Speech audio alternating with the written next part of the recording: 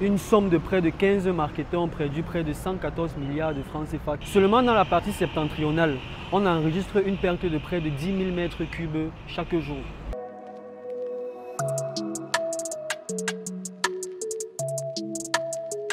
Bonjour, investir au Cameroun, je suis Bertrand Solanga, associé gérant de la start-up Light Group.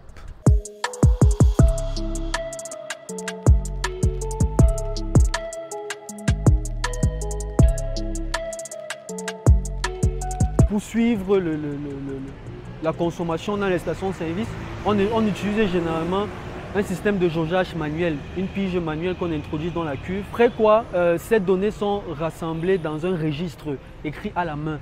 Donc, c'est tout ce système-là de prise de mesure et d'enregistrement des données qui cause un manque à gagner dû aux erreurs manuelles, aux mesures manuelles imprécises, aux pertes d'exploitation qui génèrent des pertes sur stock, qui génèrent des pertes suivantes.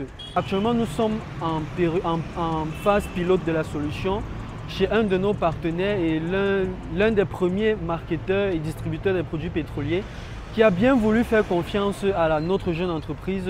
Donc ça, c'est l'antenne GPS qui permet de géolocaliser et positionner la station sur la map. Bon, là, je suis en train de connecter la machine de l'opérateur de station-service au système de communication.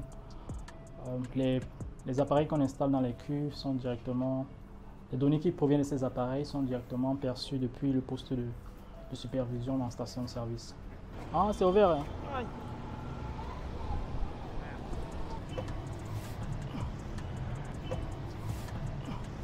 Nous, ce qu'on apporte, c'est une sorte d'intelligence opérationnelle.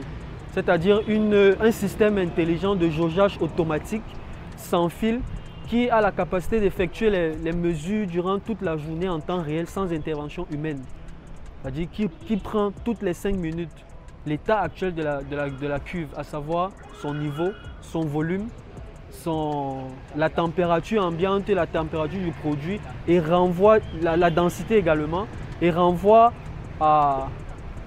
c'est-à-dire aux employés concernés, que ce soit l'opérateur de la station-service, le gérant de la station, ou alors les opérations au niveau de la direction générale. Après l'installation, on aurait besoin de 5 minutes pour pouvoir avoir les informations sur la plateforme de visualisation. L'outil que la solution vient remplacer, c'est cette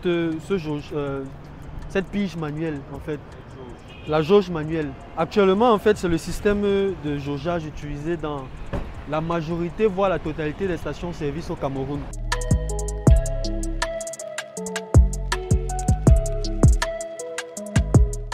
En effet, la solution permet désormais à une station-service d'éviter d'envoyer un pompiste ou une quelconque personne dans le trou d'homme de la cuve pour faire l'opération de jaugeage.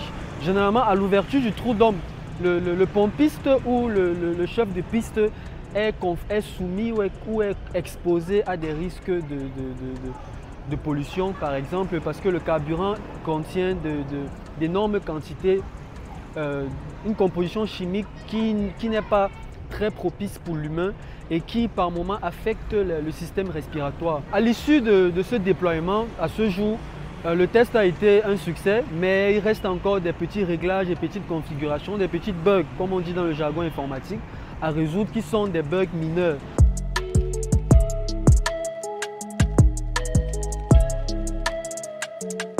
Je te dis simplement. Attends, moi je simulateur, je ne vois pas les verres. Ça, c'est le simulateur. C'est ce que me torture. On va aller au QG ou au niveau de la cuisine interne de l'entreprise.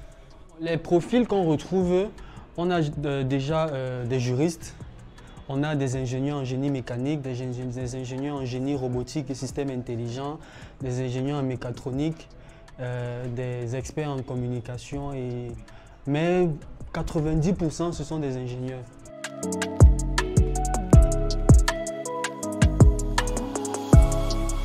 Le premier défi, c'est la ressource humaine compétente. Le deuxième défi, c'est comme n'importe quelle jeune entreprise au Cameroun, c'est le financement. Aujourd'hui, on tourne avec des financements très limités et très réduits. qui ne nous permettent pas d'acquérir un certain nombre de matériel, de recruter plusieurs ressources humaines pour pouvoir avoir accès au marché plus rapidement. La dernière difficulté ou le dernier défi, je dirais, c'est l'accès aux certifications de conformité des normes. C'est la raison pour laquelle nous avons fait appel au ministère des Mines, de l'Industrie et du Développement Technologique, qui déjà, d'ailleurs je remercie, qui est le ministère qui nous a permis d'obtenir le brevet d'invention à l'OAPI.